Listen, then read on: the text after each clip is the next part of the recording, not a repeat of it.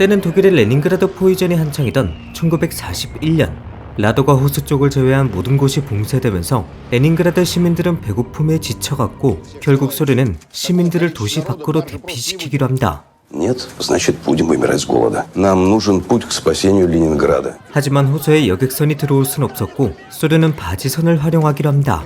작전 책임자 고렐로프 대위는 바지선을 꽉꽉 채우기로 하죠. Полторы. 정원의 2배가 넘는 수치였지만 Да потоплет баржа, товарищ Военков. 도박을 할 수밖에 없는 상황이었습니다. От тебя многое зависит, капитан. 그렇게 시민들을 가득 채운 바지선, 그리고 바지선을 이끄는 예인선이 출발하죠. 물론 나치 독일 역시 이 사실을 이미 파악했습니다. Eine andere Möglichkeit haben die Russen für die Überquerung nicht. 독일은 소련의 대피 작전을 저지하고자 호수 근처의 소련군을 공격합니다. 그리고 바지선에도 직접 공격을 가하기로 하죠. 소련도 가만히 있지 않습니다. Высадиться на том берегу и закрепиться! Ленинграду нужен фарватер! 그렇게 소련군은 조심스럽게 독일군 진지로 향합니다. 하지만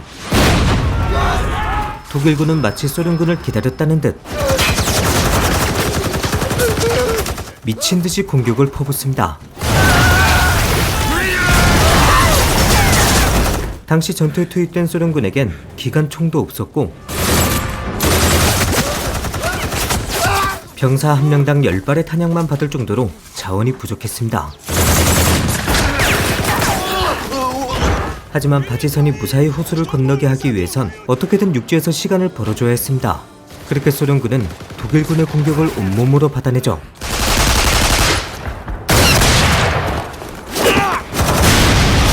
애초에 화력을 넘어서 숫자도 부족했지만 소련군은 6탄전까지 벌이는 투혼을 선보이며 결국 호수 포위를 해제하는 데 성공합니다.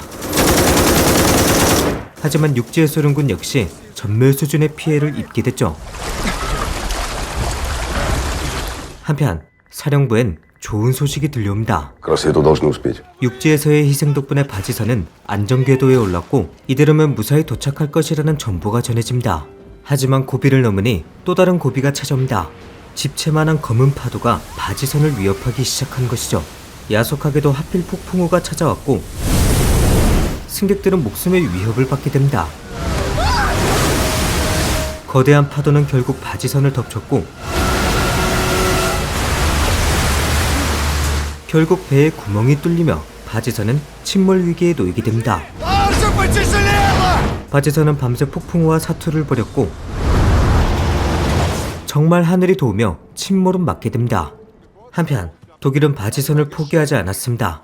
반드시 바지선을 파괴하겠다는 일념하에 공군을 투입하죠.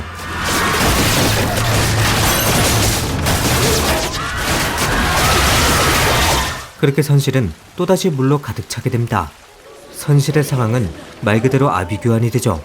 다행히 선상의 소련군들의 처절한 저항으로 전투기 하나가 격추되며 바지선은 잠시 시간을 벌게 됩니다. 그들은 무게가 나가는 모든 것을 바다에 버리죠. 독일 공군의 공격으로 선체 곳곳에 구멍이 뚫렸고 목적지에 도착하기 전까지 침몰만은 막아야 했기 때문입니다. 음악가들은 바이올린을 연주하며 사람들을 안심시키죠. 하지만 독일 공군은 또 한 번 바지선을 방문했고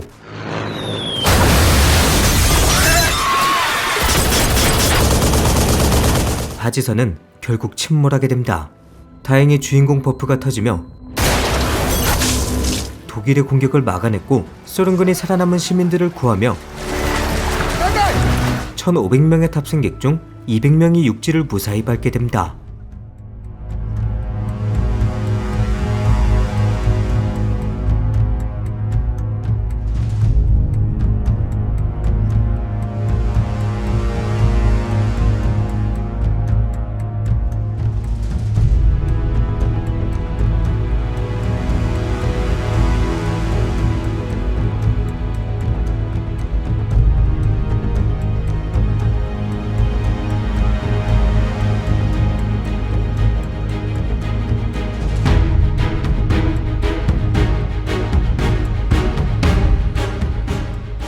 오늘 소개해드린 영화 세이빙 레닌그라드는 실화를 바탕으로 만들어진 영화입니다.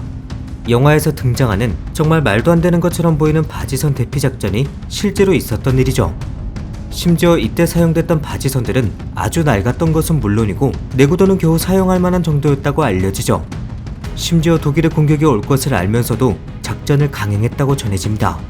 그만큼이나 레닌그라드 도시의 상황이 심각했죠. 레닌그라드 포위전은 인류 역사상 가장 잔혹하고 파괴적이었던 포위전이었습니다. 레닌그라드라는 도시의 상징성을 잘 알고 있었던 독일은 포위전의 강도를 계속해서 높여나갔죠. 말 그대로 레닌그라드를 말려 죽일 생각이었습니다. 그렇게 그들은 레닌그라드로 향하는 모든 길목을 봉쇄했는데 딱 한 군데만 봉쇄에 실패했죠. 그곳이 바로 오늘 영화의 무대가 되는 라도가 호수였습니다. 라도가 호수는 엄청난 넓이를 자랑했고 이곳을 봉쇄한다는 건 사실상 불가능에 가까웠죠. 때문에 독일군은 라도가 호수의 사이드에서 소련을 견제했습니다. 한겨울에 호수가 꽝꽝 얼었을 땐 트럭을 이용해 레닌그라드에 물자를 날랐는데 이때 독일의 포격이 날아오면 정말 초죽음이었다고 합니다. 때문에 이 길은 죽음의 길이라 불렸죠. 날이 풀리고 호수가 녹자 소련은 시민들을 대피시키기 위해서 바지선을 띄웁니다. 영화에서 등장하는 바지선은 실존했던 바지선 752호죠. 영화에서처럼 바지선이 침몰하며 실제로 1200명이 물에 빠져 사망했습니다.